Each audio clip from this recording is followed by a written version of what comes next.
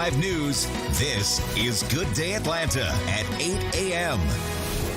The GBI is leading the investigation into a police shooting overnight at a DeKalb County apartment complex, and we are live with the latest developments. And hundreds of teens caused chaos at Atlantic Station. Police say 5 juveniles were detained after fireworks and gunfire. Good morning, everyone. Good Monday morning. Welcome to Good Day Atlanta at 8. I'm Buck Lanford. And I'm Natalie McCann. Thank you so much for joining us, and it's great to see you. It's been a little bit of it's a nice little break, but nice to be back. It was a really good break from you. I see what you did there, Natalie. Wow. Just kidding. We're going to check in with Fox 8 o'clock on the nose. Fox 5 Storm Team meteorologist Joanne Feldman, who has a look at our forecast, because I brought my coat in this morning, Joanne, but Buck's been on me all morning about having it. You missed me, right, Joanne? No. I did. No. Missed you both. Yeah, okay, so the coat is a good thing you have it for when you walk out the door. We may not have needed it when we came in the door, but the changes have been rapid and they're not finished. Here's what's happening. You see the rain that's lined up that's been moving through North Georgia. That's with a cold front that's had a big impact in more ways than one. Rain is actually one of the lesser impacts from this. Instead, it's dropping the temperatures. Now there are more 40s edging closer to the Atlanta area. We've dropped about 12 degrees in the last 3.5 hours here. And then we've still got 63 in Eatonton, but not for too much longer with the wind cranking up. And the wind will stay with us today long after this rain is gone. But just want to show you over North Georgia, sort of the last of the patchy light rain that we'll be experiencing here. Once that's gone, the rest of the day is about settling into the 40s with that breezy northwest wind. We'll also work in some sunshine, and then the temperatures plummet even further tonight. We'll take a look at those numbers coming up in a few minutes. Natalie? Joanne, thank you. We are checking in on some double trouble that we've got going on the connector this morning. A 6-vehicle crash northbound at Freedom Parkway is holding 3 of those left lanes, and we are seeing delays from Langford. You can take Metropolitan Parkway or 285. And in the opposite direction on the southbound end, right before North Avenue, all lanes are shut down due to a crash. We're seeing delays from the Brookwood merge. This is also impacting drivers on 85 inside the perimeter. So your best bet's taking Northside Drive or 285. And also taking a look at Big 3. These are all green. Well, new this morning out of DeKalb County, the GBI is investigating a police shooting. Yeah, officers responded around midnight to the East Ponce Village Apartments on Woodbend Drive. That's in the Stone Mountain area.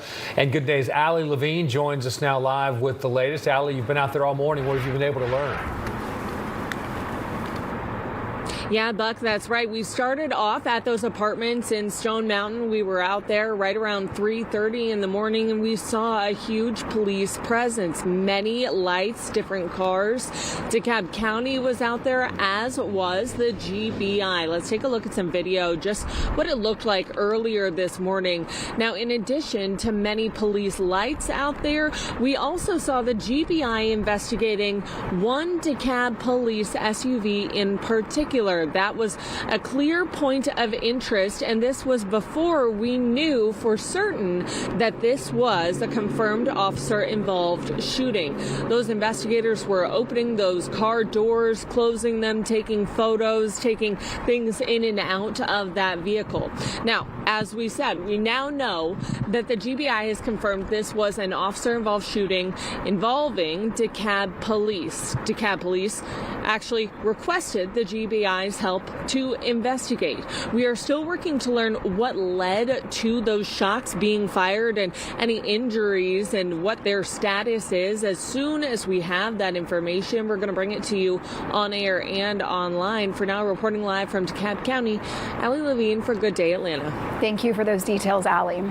Well, Atlanta police have identified the 2 people found dead in a home in Virginia-Highland as Atlanta police investigator Kevin Stroner and Mariah Cardona. Stroner was a decorated 13-year veteran of the force. Police emphasize there is no threat to the community. The medical examiner's office will determine the cause of death. The Dallas community is rallying behind the family of a 9-year-old who was seriously injured after being bitten by a family dog. Police were called to the Vista Crystal Lake Subdivision Pavilion. That's in Dallas. It was just after noon on Saturday. The child was transported to a local hospital with injuries. Investigators have not yet released details about the breed of the dog or the specific circumstances that led up to the attack. Unruly teenagers are accused of launching fireworks into crowds at Atlantic Station. Atlanta police say it happened Saturday night and led to gunfire nearby, and 5 juveniles have already been detained. Fox 5's Annie Mapp has more. It was after 7 Saturday nights when Atlanta police received reports of shots fired at Atlantic Station. Officers responded to discover it was actually fireworks. It can escalate from firecracker to now it's guns to it's life being took, and that's something that we don't want. APD says nearly 500 teens were involved in a massive disturbance that included shooting fireworks across the property and launching some into crowds. As officers responded, APD reports one group of teens started shooting guns near Spring and 17th Street. Patrons of Nantai Fine Dining had to duck for cover. Definitely about 30 shots. I'm making sure everyone's on the ground because we do have a lot of glass. Jedi Niamkul is the general manager of the restaurant and says it was hit by one of those gunshots. He thinks businesses outside of Atlantic Station should have received more support. Once they got them across the bridge, there was no patrol over on this side to make sure that they dispersed. So literally at 17th and Spring, right there, they just 100 to 150 kids just sitting all around on the corner, doing absolutely nothing, just kind of looking for trouble. The juveniles were not allowed at Atlantic Station as its curfew requires that minors be with the parent or guardian after 3 p.m. and the parent isn't allowed to have more than 4 juveniles with them. The shopping and entertainment district also blocks people under 21 from being on the property after 9 p.m. Atlanta City Councilman Michael Julian Bond says a solution is needed. You know, we again manage this population policy-wise more than any other segment of our society, and so we've all got to step up in, year-round in how we manage that population, how we manage their comings and goings, how we provide opportunities for recreation. For Good Day Atlanta, I'm Annie Mapp. It is an absolute Christmas miracle that 2 people crashed in an aircraft and walked away from it, and no one on the ground was injured. I probably would have had a heart attack if it had been inside. 2 pilots survived a plane crash near a home in DeKalb County. Investigators say the Beechcraft airplane was bound for DeKalb Peachtree Airport when it diverted due to an engine problem. Authorities say it clipped a 60-foot tall tree and landed in a residential area. Investigators described the pilot's injuries as minor, and they were taken to the hospital. The force of the crash caused debris to scatter, landing in Dunwoody and in Doraville. I had to go in through the garage, and one of the landing wheels of the plane was laying against my garage door, so when I opened the garage door, it fell into my garage. My house is one thing, but I wouldn't want those people to lose their lives either. So I felt very good that they were safe.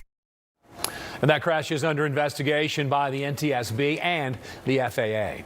One person is dead, another critically injured after 2 helicopters collided midair over southern New Jersey on Sunday. The collision took place in Hamilton. That's about 35 miles southeast of Philadelphia. The crash sent a large plume of smoke into the air. Authorities say the 2 pilots were the only people involved, and the cause of that crash is under investigation. Morality and honesty and integrity and peace and justice and respect for human rights, to enhance the prospects of peace and to remove the blight of war, the threat of war, would be the overwhelming dream that I would have. I still believe it is possible in the future. Well, today we remember former President Jimmy Carter. It's been 1 year since he passed away. Yeah, Georgia's own credit union is honoring the former president by returning its massive mural to the Atlanta skyline. Mr. Carter died last year on December 29th, peacefully at his home in Plains. He was 100 years old. And the 39th president was laid to rest next to his wife, Rosalind. Time now is 8:09. Coming up on Good Day Atlanta, a walk across America for peace inches closer to the metro area. We've got a preview of their plans. Also ahead. The Trump administration makes another attempt to end the war in Ukraine as the Gaza peace deal remains fragile. I'm Mallory Rivera in Washington, and I've got the details coming up.